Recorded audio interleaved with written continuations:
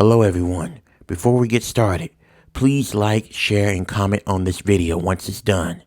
This helps with the algorithm so my video could be exposed to more people who may like my content.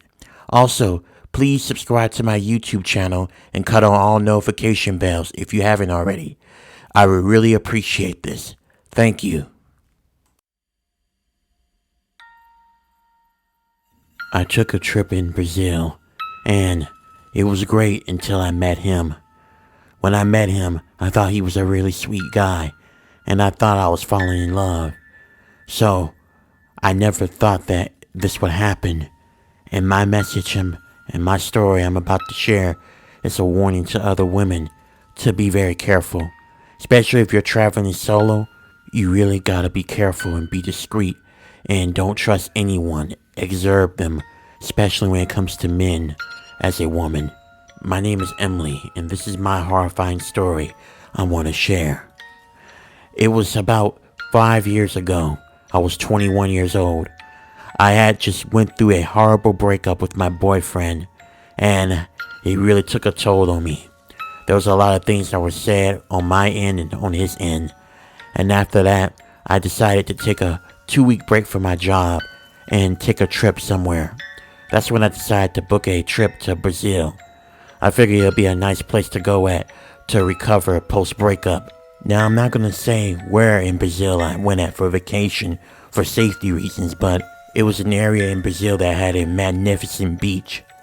After I got settled into my hotel, I decided to go out and walk. They had little concession stands of food and beer, stuff like that. I decided to get myself a little alcohol, and then I walked with my alcohol to the ocean just to get my feet wet. As I was sitting there just taking in the beautiful ocean, the blue skies with the white clouds off in the distance, that's when someone called to me. Excuse me. I turned around and my eyes met with a very astonishing, attractive man. He had curly hair. He had biceps. He was shirtless and he had really ripped toned six packs. He looked at me smiling, and then I asked him, hi, is there something I can help you with? Why, you can help me. I'm guessing that you're not from here. You're just visiting this beautiful country, just on a little vacation. Well, this place is the best place for a vacation. And, I don't know, I think you may have the it factor. Look, my boss is looking for some women to come party with him. Pays really well. Wait, he pays women to come party with him? Of course he does. He's rich, he's a businessman, plus he makes music. He's actually shooting a music video, and that's why he needs a lot of women in this music video. And you have the type. He loves foraging women, and you fit the bill. He'll pay you well. Trust me, I'm pretty sure you can use the money. I thought about it for a few moments, and against my better judgment, I took him up on the offer. The man exchanged information to me, and then I told him that I'd be there. I got myself together, and I made sure to find the most appealing dress. After that, I made my way to the party. When I got there, that house was huge. It was a mansion. It looked like a palace, like a kingdom. I knocked on the door, and that man answered. He was happy to see me, and then he welcomed me into the house. When I got inside the house, words could not describe how fancy and wonderful the house is that his boss stays at.